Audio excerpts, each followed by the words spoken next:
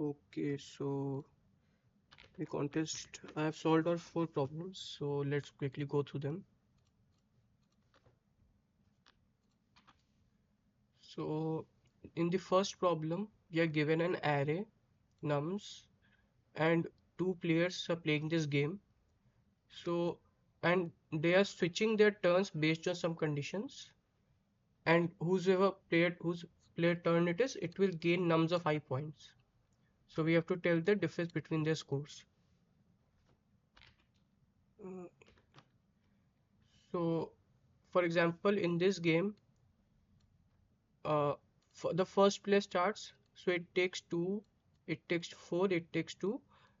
Then it this nums of 5 is odd, so the player switches turn, so it becomes the for the second one. So it will go for the second player. This will go for the second player, and now this is odd, so it switches to the first player, but it is also the sixth game, so it again switches to the second player. That is what's explained here. So we have to find this minus this. So this is coming out to be 4. So this was also a simulation problem.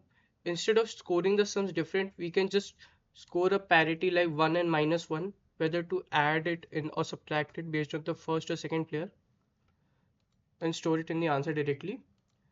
So we have to check like if x is odd, the nums of I is odd, or it is like the sixth element, sixth game.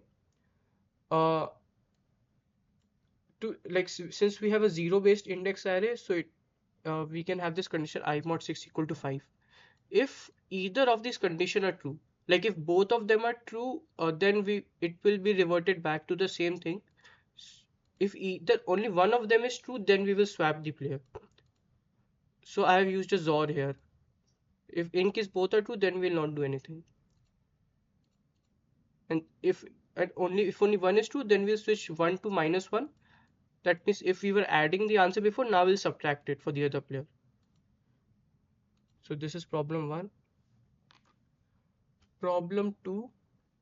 Okay. So yeah, in this number is called digitorial if the sum of factorials is equal to number itself. So we have to tell if any permutation of n which form is this number, and permutation cannot start with leading zeros. So initially I misunderstood this problem, but the idea is the sum of factorial of the digits will never not change for any permutation of n.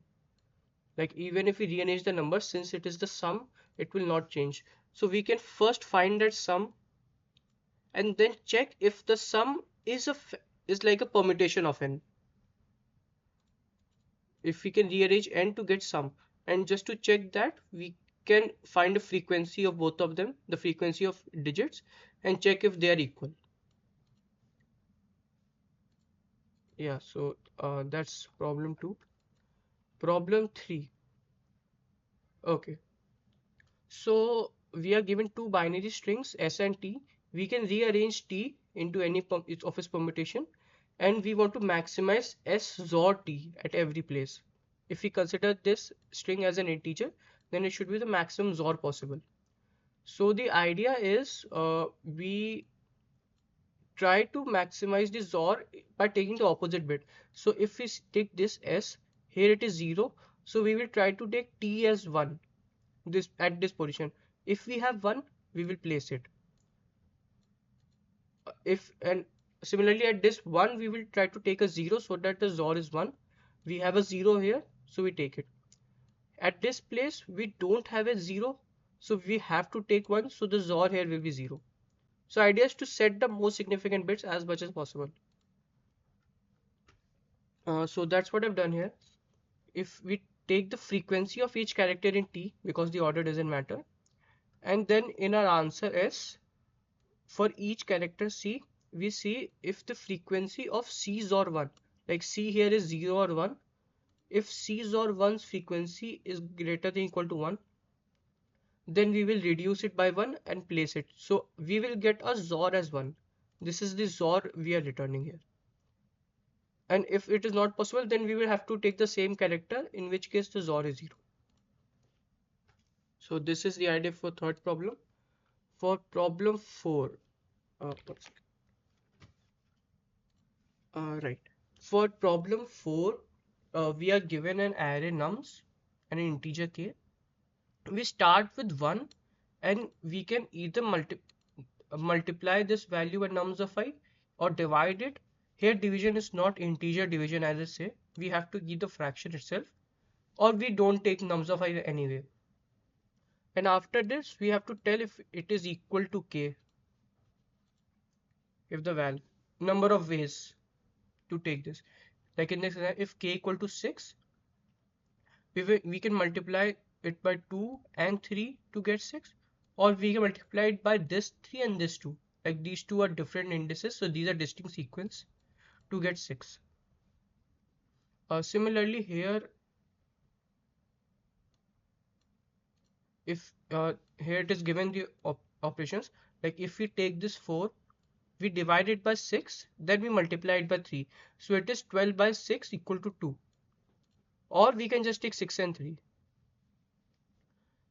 So the idea I've used is, since the constraints are very small, like 19 and nums of I is only till 6, so my idea was that if we if we try to take all combinations for nums, like if we for each index we do take in the numerator, take in the denominator, or not take, then it will be 3 power 19 operations, which is a lot. But if we keep a frequency, like it's kind of a DP only, like DP of I, or DP of val. DP of val is a number of ways I can make val, and val here is a fraction, it is not an integer. So yeah, what now these val cannot be a lot, because nums of I is only till 1 or 6. This was my intuition. Like even if we start with 1, we multiply by 6, then we divide by 6, we get 1. If we divide by 6, then we multiply by 6, we get 1. So it's not too many values. Right, so that's what I've done here. This is like a PDP NDP case. So initially I just have this like a fraction data type I've created. So this is 1 by 1. We start with initial value is 1, and then in the NDP state we store all the values like previous, because we can take all the values from the starting. Then we can have either val for each value in our existing set, in the existing DP. We can either multiply it by x or divide by x, or ignore it, which was taken in considered in the clone itself. So this is like the answer. If we check at the end if value is equal to k, then we take it in our answer, otherwise don't.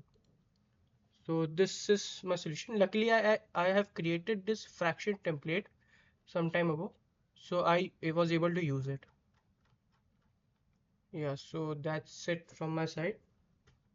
Thanks for watching.